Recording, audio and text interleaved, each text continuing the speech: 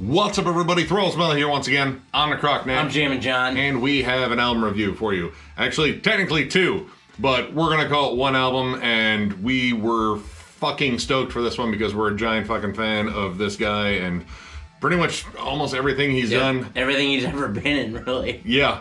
So we are going to go over the latest offering from Devin Townsend, Lightwork, and by extension, the second part of this, Nightwork, because it's a 2-disc set, and if you didn't get the 2-disc set, or at least all of this, what are you doing? Yep. You should get it all. You're fucking up, because they are vastly different in their own beautiful and wonderful way. And we're going to go over both of these strange, wild rides, because that is what Debbie does. Now, for those who don't know, Devin Townsend, pretty much a musician mastermind from Vancouver. He has been doing solo albums since 1997. He is mostly known for his stuff with Strapping Young Lad, but he's also done, of course, the Devin Townsend Band, the Devin Townsend Project, Casualties of Cool, and he's even played with Steve Vai and Frontline Assembly, so he's been kind of all over the place. Now, technically, this is his 11th studio album. There's a bit of an asterisk on there because I think there's one release that technically you could count as a separate band, Ocean Machine, but his first one is actually titled Devin Townsend. Now it came out as Devin Townsend. But either way, we've been stoked on this one. We reviewed Empath when it came out, and it absolutely blew me away. Yep. Pretty much another album that just captures all of what Debbie does on one album.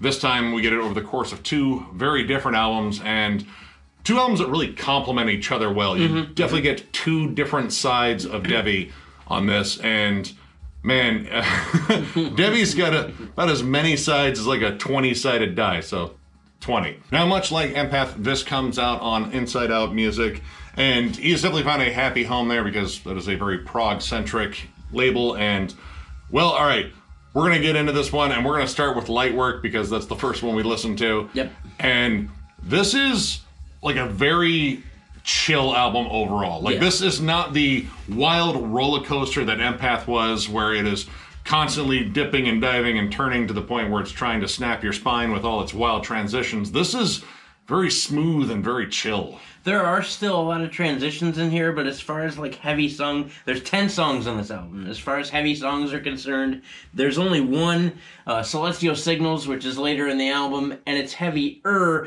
but it's still not really heavy. For the most part, it's really like chilled, relaxed trip hop. There's a lot of like trip hop beats, like the opening beat to Moon People, the opening track. Like, I don't know, it kind of reminds me of something like you'd hear maybe on like a Crystal Method album, like something like that, just sort of leading Little People or DJ Shadow or just something along those lines. Really relaxed, beautiful, clean vocals. He has not lost an inch of anything as far as singing is concerned. I did not expect that, to change at all. He's absolutely an amazing singer, and when it comes down to production, this was, of course, Devin Townsend doing production, but also working with Garth Richardson as well, who's an acclaimed producer in his own right. And I think he found like this great balance here, and there's some different stuff on here just in terms of production, because Devin is known for his giant, lush production, loads of layers. That is on display here, but I think it's how things come in and come out in terms of like transitions and such that I feel like that might be the touch of a different producer on here, or him just getting some pointers from someone else, like an outside perspective. And that makes it, an even more interesting listen too, because you hear all these elements come in and out. Like the song Heartbreaker. One of the weirder songs in here, it's a little bit more on the heavy side on here, and it's kind of dark. It has this weird off-time rhythm. The guitars feel a little bit more present because, honestly, like, this isn't entirely driven by the guitars. No, not at all. It's driven by, I would state, just various layering aspects. Like how Nick mentioned Heartbreaker, it's very driven by a really weird off-time drum beat and some synths. And then you get into songs like Dimensions, where it actually does fade in and out. There's a constant fade in and out of everything.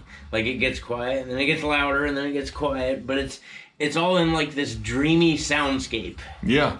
And Dimensions is a really interesting track in itself because it's almost a callback to maybe some of Debbie's time in Frontline Assembly, because it's more of like an industrial sort of rocker. Like, there's definitely guitar parts, and it gets heavier towards the end, like kind of takes on a little bit more like a metal characteristic to it.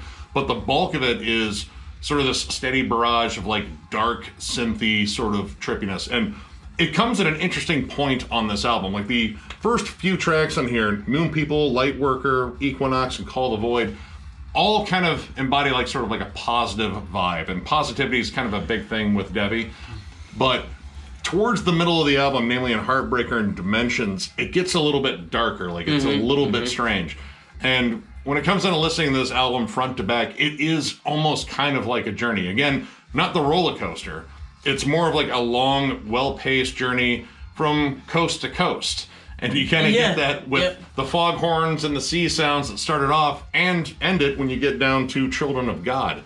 There's just kind of something about that, like sort of like complete feel. Like you actually went from point A to point B. It's like taking a road trip with Devin Townsend and Tom Petty and the Chemical Brothers and some psilocybin mushrooms and your pets. Maybe Ziltoid. Maybe. And speaking of taking a vacation, the song Vacation most notably is just that. I imagine like piling into like an old convertible with Tom Petty and Devin Townsend and Steve Vai and just taking a drive. You can almost feel like the warmth of the sunshine hit you in the top of the head and the wind flying by and like the rushing waves of grass to the side and just like a bunch of dudes in sunglasses just like, all right. It's very light and airy, and in terms of production, like this one sounds the least like Devi's production because it's a little bit more open. Like the vocals aren't as layered. It's mostly just the acoustic guitar, and you do get some like cool synths in the background, but they're not as like, you know, lush, and it's not all about the ambience. It's sort of just about the whole mood of the song and the sort of driving rhythm to it. I got strong Tom Petty vibes. Even his, you know, vocal delivery kind of sounded a little bit like it. And there's a lot of nods to like 80s pop, 80s rock. 100%. It's actually all over this record. Peter Gabriel, I would say Simple Minds, maybe even a band like The Fix. And even on the song Heavy Burden, which is a very strange song, opens up with a baby crying and then goes into almost Video Killed the Radio Star by the Buggles. Like it has that same vocal filter for all the verses. But I don't know, it's a very strange song, but this album gets flat out epic at times. And when Devi goes epic, it becomes the most grand fucking thing. The song Celestial Signals has an absolutely gigantic chorus, possibly only outmatched by the giant fucking chorus on the title track. Like, they just kind of get you in terms of like emotional connectivity. You kind of feel the vibe. Even on a more like subdued chorus, like the one on Call the Void, it's essentially telling you, like, hey, the world's kind of crazy right now, kind of all over. Like, it's not just here in the States, it's just kind of nuts everywhere. But he's telling you, like, the worst thing you can do is lose your mind. Just stay calm. Just relax. Don't freak out. Chill out. And that's kind of the overall vibe of at least Lightworker, is just relax, chill out. Just listen to some music and just kick back and don't worry about all the bullshit. Just have fun. Just keep surviving. There's actually a section in the opening track, Moon People, where you hear this sort of din of noise start to come up in the mix, and then you hear Debbie say, stop it. And honestly, like, that instantly connected with me. I was like, yeah, that's sort of the bullshit in the back of your mind, the stuff that fucking makes you worry. And then you just have to tell it to shut the fuck up. I have things I have to fucking do that are constructive, and well, I just can't focus on that bullshit right now. Yeah, I can relate to that as well. Just relax, breathe. In fact, I do the same thing while shooting these videos. I get all worked up, then I'm like, all right, breath, talk. But that's kind of what was conveyed in Moon People, and really this album in its entirety. Yeah, it is a lot of, like, the tension is already present. You know, it's already just sort of where we are in terms of, like, the world. This is kind of about releasing it and still, you know, acknowledging that, this isn't going to necessarily fix anything. This is just like something to help you calm down maybe a little bit. Yeah, maybe release it in a healthy manner. Yeah. You know, not go insane and kill your neighbors. Give you some fun poppy songs like Equinox or the last track on this first album, Children of God, which has such a fun little swingy rhythm to it. Just like a bouncy groove. You get these crazy, like, epic snare rolls in kind of a march setting. Steel drums. Yep, steel drum. There's still drums all over this record. There really are. I mean, the instrumentation on this album, just in terms of stuff you will hear, is, well, very Devi-ish. Because, I mean, yeah, he likes to try all sorts of stuff. But on this song in particular, it just sounds like I don't know. It reminds me a lot of the song Road to Nowhere by Talking Heads. I absolutely love that fucking song, but I just feel like he's just kind of putting a show on a beach. It's like, hey, let's just hang out here. You know, let's have fun. It's the sun's setting, the waves are crashing. Let's just chill out and enjoy the fucking mood. Now, on the other side of the coin, you get into the second disc, Nightwork, and it is immediately notably heavier. I mean, right off the bat in Starchasm Part 2, I immediately compared it to Strapping Young Lad. It is that kind of heavy. Yeah. Powerful metal grooves. You get Anik from The Gathering doing female vocals. I think she's on the first album. I think she's on the first album too. She has such a fucking amazing voice. She is one of my favorite female vocalists out there. I've been a fan of The Gathering for years, and her work with Debbie has been absolutely sensational. Yep. And then we get to Stampy's Blaster. It's only 37 seconds, but it's full of blast beats. And choruses. Yep. Holy shit. Like, literally, it's a fucking blast beat-driven sermon. Yeah, it's a blast beat over a choir. It's still epically uplifting, but here we go. Here we go into the madness that is Devin Townsend. Now, one big standout on here, no, because it might be the heaviest fucking song I think Devin Townsend has ever written, is the song Factions. This is death metal.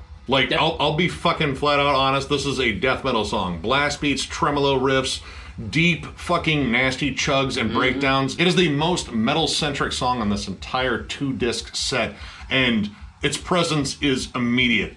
Even the vocals take on is token, just shrill screams. Yep. The atmosphere is more caustic, it's more dark. Yep. Everything about this song is just scathing. Sounds like a Fear Factory song. It does. Like, I mean, honestly, if you've ever listened to the song War by Meshuggah, yeah, it is that fucking explosive. But then it creams again once out of control.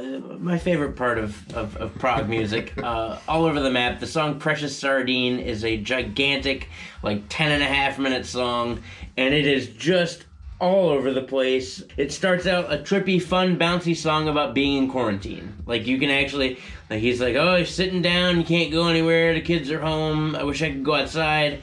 And then there's whistles and kittens and insanity, like a trancing insanity. Like, it just goes nuts. There's not even any, like, root staple to the song. It just goes nuts. It's manic. It has fits. There are sections where the transitions are essentially a skipping record or a broken CD. Like, it sometimes it doesn't make any fucking sense. Nope. There were sections on here where it's like, is this busted? Yeah, it just sounds like a skipping CD. Just beep, beep, beep, beep, beep, beep. But then there's music over top of it and still a drum beat and still 1,000 layers. It's kind of disorienting, and it, kind of shows off the fact that Debbie likes to have fun with literally everything he does. Mm-hmm. And there are some insane transitions in terms of mood. Like, it opens one song, and then the whole middle section just gets nuts. Like, it turns into a fucking trance fucking rave. You need your fucking glow sticks. And then all of a sudden it turns into Meshuggah playing live at a haunted carnival. Yeah, pretty much. And then it calms down once again and he reminds you yet again, like, okay, we're in quarantine. Like, it sounds like having a mental breakdown. And then, again, like earlier in the record where he says, stop. Yeah. In the beginning of Moon People. It's kind of like that. You can hear the music just take a stop and breathe for a second, and it gets all somber again before it ends with Meshuggah. It's all inside your brain. Mm-hmm. You're losing your fucking mind. And this is the soundtrack. And this is kind of like a tipping point on this second disc. And Nightwork has a totally different vibe from Lightwork, obviously. But in terms of like it sounding like an entire piece, Lightwork kind of wins on that in terms of the flow of the album, the transition, and almost sort of like the narrative of it. Like, it even bookends again with the atmospheric sounds, the ocean, and a foghorn from the ship. This is more of a collection of songs that just were not going to fit on this piece, but worked on their own as just individual fun songs. And it kind of loosened sort of the box, which is a very, very, very large box that Lightwork was in.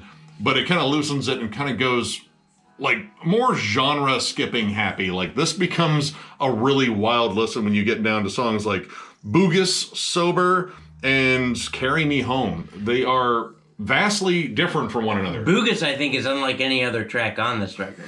It's kind of like a sleuthy, kind of bluesy, like think like Miami Vice, but they're in Hawaii, and someone's a detective, and there's an alleyway, but someone's having fun on instruments. Funky, swingy rhythms and Roy Orbison. Like, it really just kind of feels like that. Like, Urge Overkill playing with Carlos Santana. It just has this weird, like, kind of like noirish vibe, but at the same time, like, there's this sort of like Caribbean sort of rhythm behind it, like this sort of bouncy swagger. It's a flat out fun, catchy song, and it's stuck in my head. And then Sober, it's Pink Floyd. It is. It's Debbie covering Pink Floyd. Debbie Pink. Yep. Debbie Floyd. Pink Debbie. Something. Pink Debbie. He's on the beach, got sunburned. That's what he calls himself now. Yep, Pink Floyd in Hawaii, but then it's also trip-hoppy again. This record kind of bookends pieces of Lightwork, but only small pieces of them.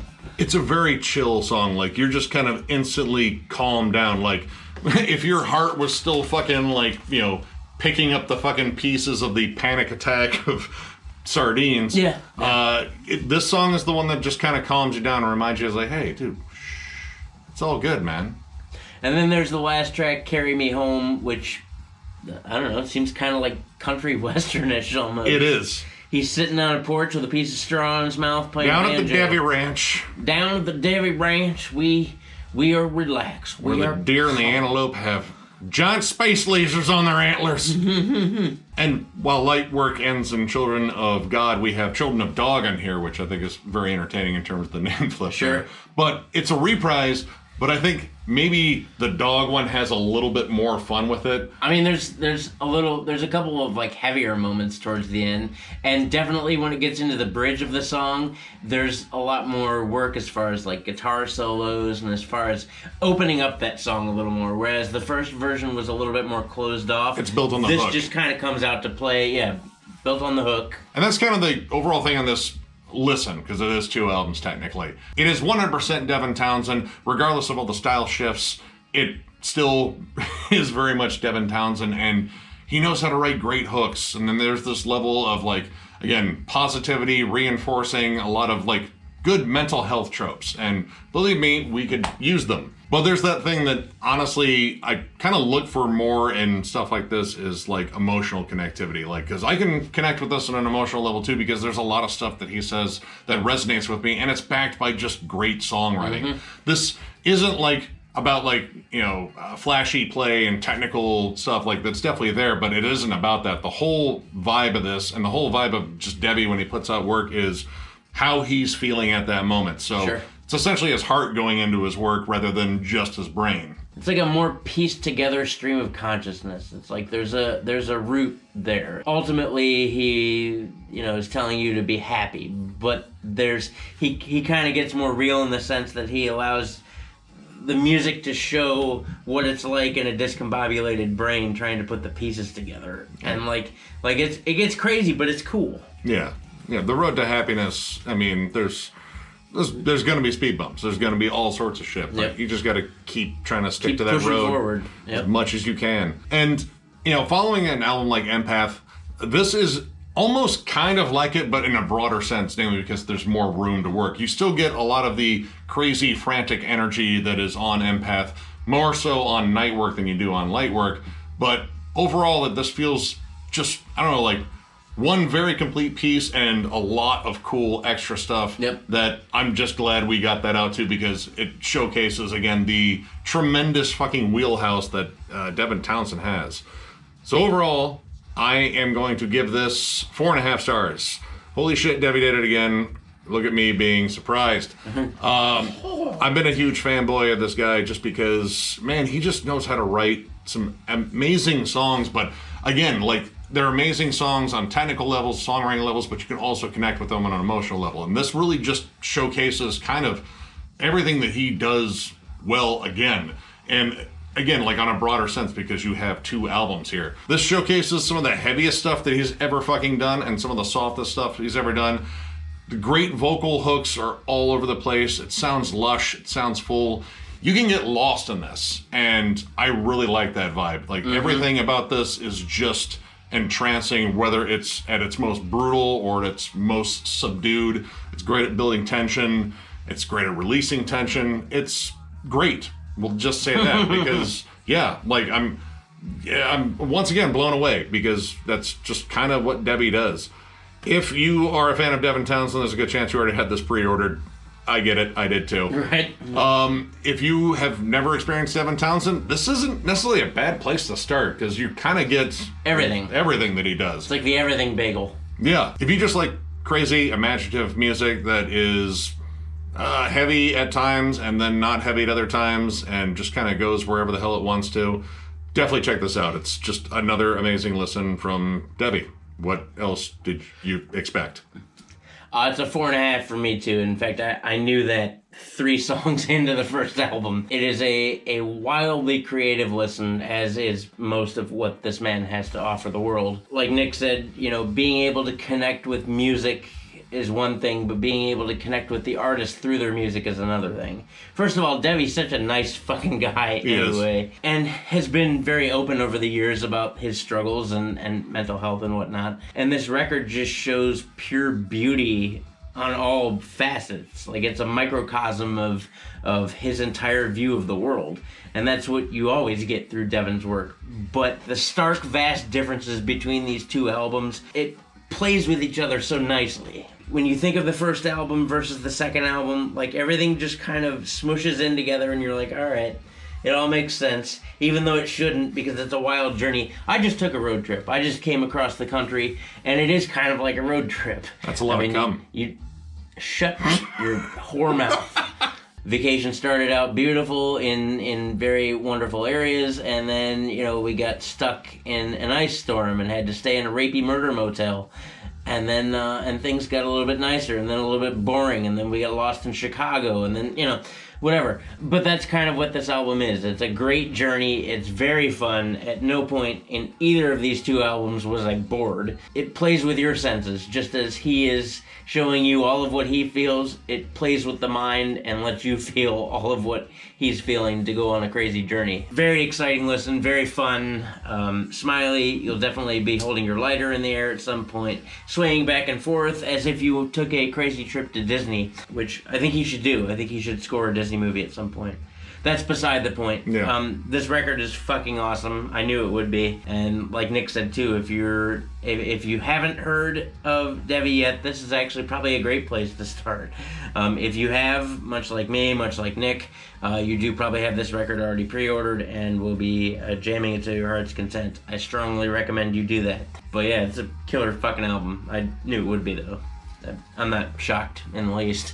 So, if you enjoyed this review, give it a thumbs up, and if you are new to the channel, subscribe, because we do stuff like this all the time. We are also on Patreon. If you'd like to help us out there, there's a link down below to thrallsmetal.com. Our Patreon link is there. We also have our store there. It is currently full of shirts, no extra larges. Sorry. But we will have some new stuff. We are kind of like in the feeling it out process in terms of what we're doing.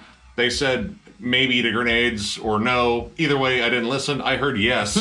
So grenades are happening. Like a fucking child, he doesn't listen. But what?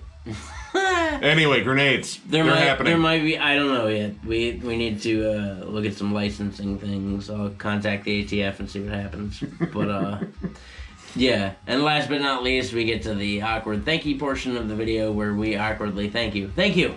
Thank you so much for continuing to like and subscribe and come talk to us and help us build the Thralls of Metal community here as it is. The Thralls Army, I don't know, we're kicking around names. I have no idea what you are.